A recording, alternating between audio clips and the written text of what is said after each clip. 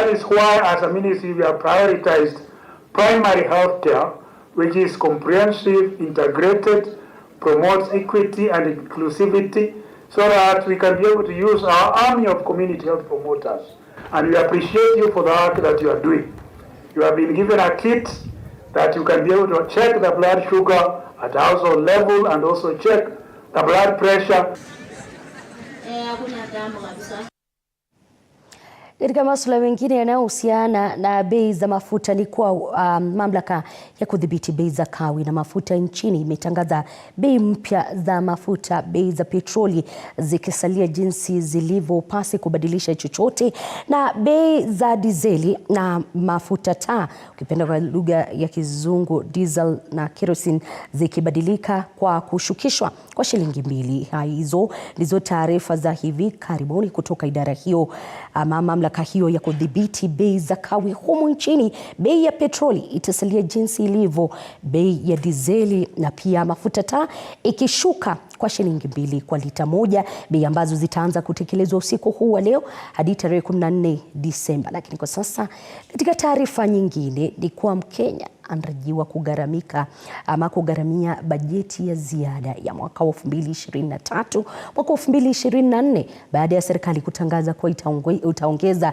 shilingi bilioni 300 kwa bajeti ya ziada kutokana na mabadiliko ya ubadilishanaji wa sarafu, kushuka kwa dhamani ya dola. Bajeti ya mwaka wa kifedha wa 2023-2024 imeongezeka kutoka trilioni 3.3 hadi trilioni 3.95. Mwenyekiti wa kamati ya bajeti katika bunge la kitaifa Ndindi Nyoro akisema kuwa hatua hii imetokana na deni la juu la Kenya ambalo Kenya inalipa kwa mataifa ya kigeni. Mgao wa bajeti kwa sekta ya elimu ambao umechukua mgao mkubwa katika bajeti umeongezewa kwa bilioni 20 za ziada, naksi ya bajeti ya sasa ikiongezeka kutoka 1% hadi 4% hadi 5%, katikati hatua ya serikali kuongezea kiwango cha bajeti kinachoonekana kumwadhiri pakubwa mlipa ushuru. The reason why we are making this supplementary budget, number one, is to take care of debts repayment and especially interest rate repayment. From the time we read our budget in June to date, we have had to revise our interest repayment by 145 billion Kenya shillings.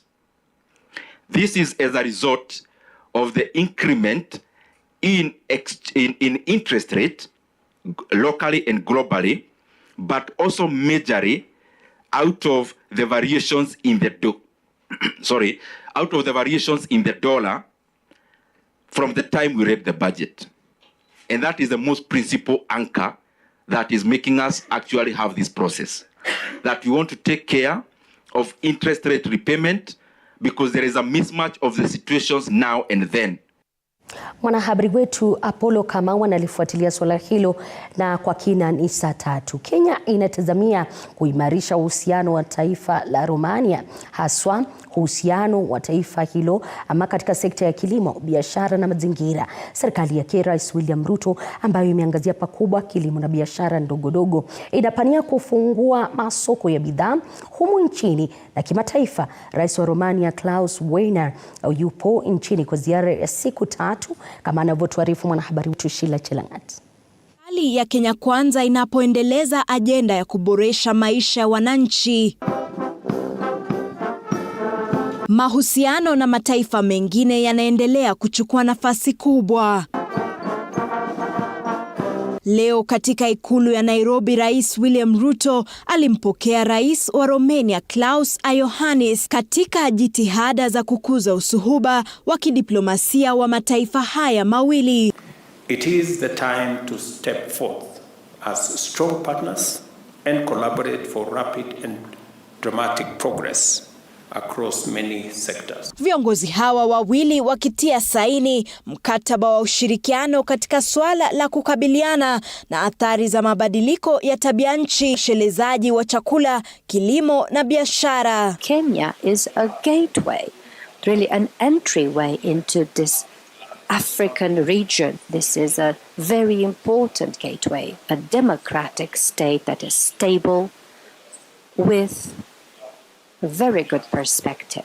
Rais Ruto na Rais Klaus wakiahidi kufanya kazi pamoja katika nyanja tofauti ili kuhakikisha mafanikio katika kuendeleza ajenda za mataifa haya mawili kwa kuwafaa wananchi. Aidha, marais hawa pia waligusia kwa ufupi vita vya Urusi na Ukraine ambavyo kulingana nao vina madhara makubwa. Early engagement to resolve the conflict is a most desired outcome for those of us from this region.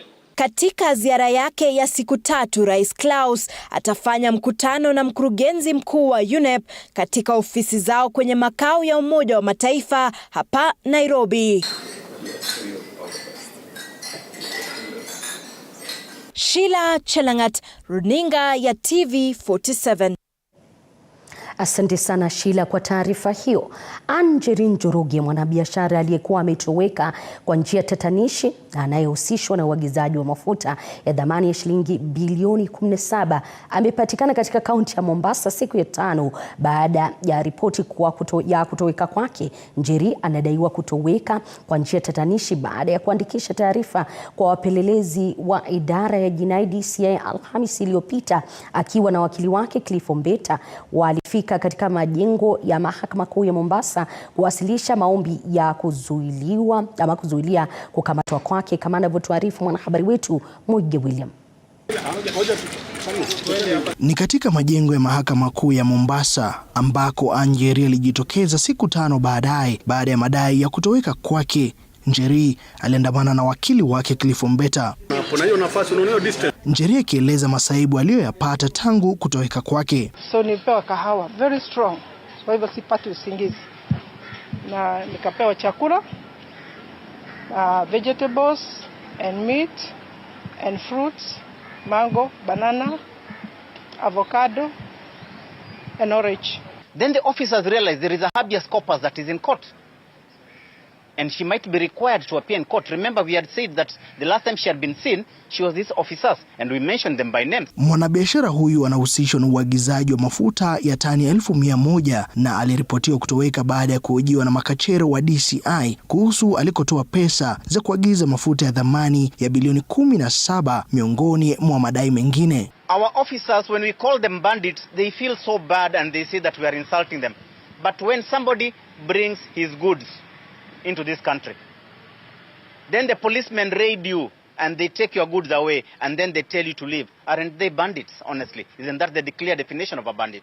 Kupitia wakili wake, Njeri pia ametaka mafuta hayo kutoondolewa bandarini hadi wakati kesi dhidi yake itawasilishwa, kusikizwa na kuamuliwa na mahakama, akidai kuwa kuna baadhi ya wahusika wanapanga kumiliki mafuta hayo. This is the kind of thing that we are saying is dangerous for this country.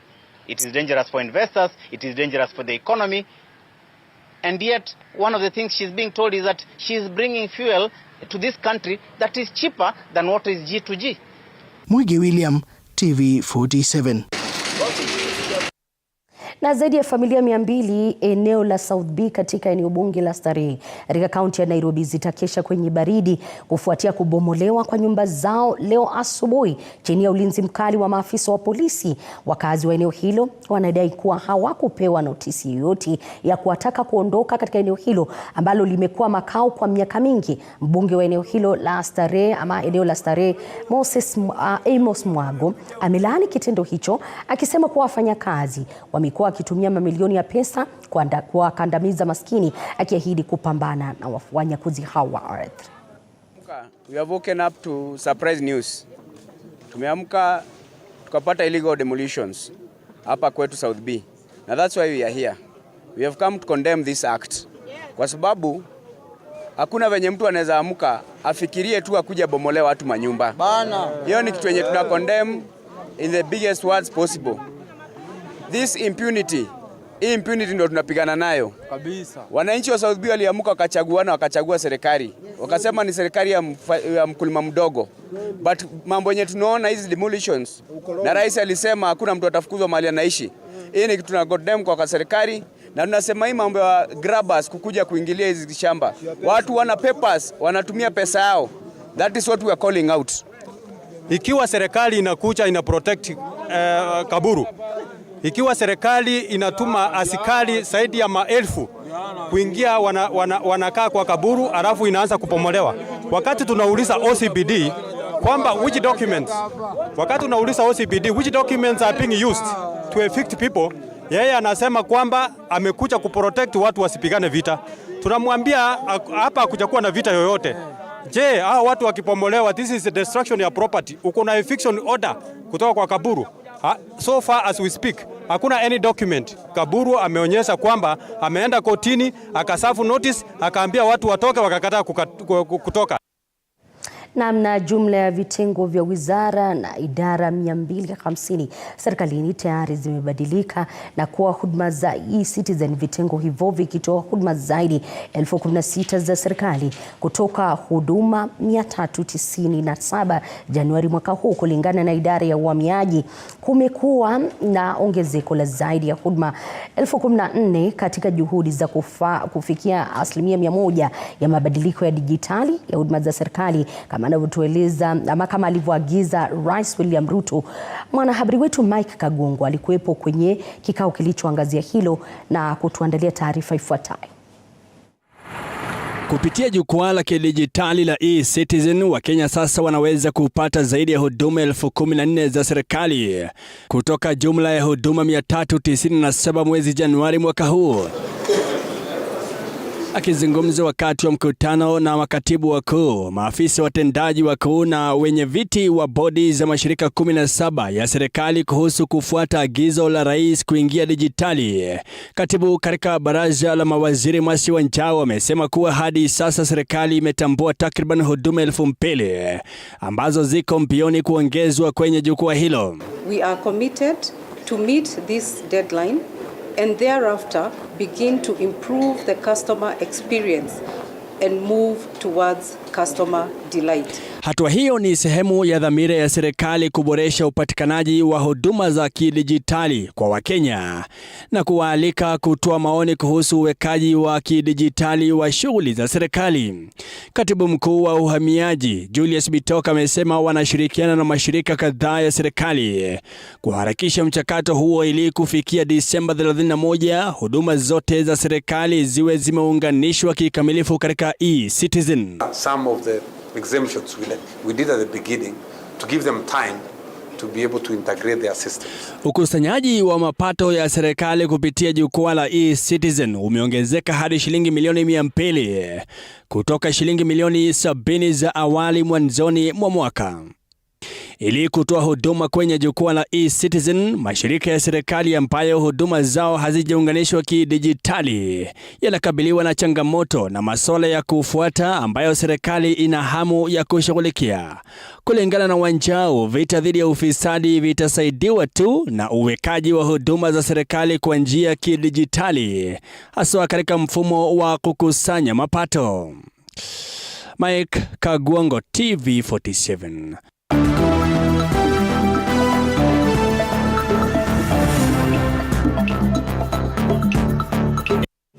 Michezoni, ilikuwa timu ya taifa ya Cameroon ya soka ya kinadada wasiozidi umri wa miaka 20 imetoa nchini kabla ya kuchuana na Rising Starlets. Cameroon iliandikisha ushindi wa mabao 3-0 dhidi ya Rising Starlets kwenye mechi ya raundi ya kwanza ya kufuzu kwenye dimba la kombe la dunia la wachezaji wasiozidi umri wa miaka 20 mwaka ujao. Mechi ya raundi ya pili imekarabatiwa kuchezwa Ijumaa wiki hii.